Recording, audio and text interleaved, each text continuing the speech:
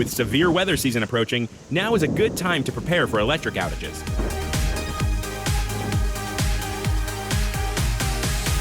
Last year, city utilities averaged less than one outage for the entire year. Still, outages happen. If you do experience an outage, here are CU's top 5 causes for electric outages. Number 5 is equipment failure at 7%. All equipment has a lifespan, and since most of it sits in the elements 24/7, 365, it is susceptible to all the extremes that Mother Nature can throw at it. Number 4 is vehicle accidents at 8%. This number has grown significantly in the last 10 years. Number 3 is tree contact at 13%. CU has 1,300 miles of power lines to maintain and keep growing trees away from. That's about the same number of miles as driving from Springfield to Miami, Florida. Wow. Number 2 is lockouts at 21%.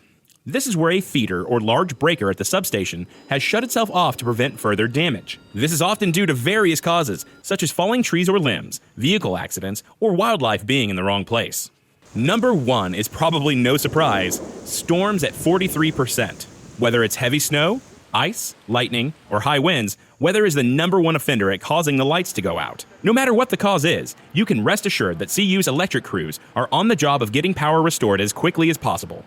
Don't be left in the dark. Now you can receive real-time updates during an outage right to your phone with City Utilities My Account. Download the free mobile app by searching City Utilities My Account in your app store or register at cityutilities.net.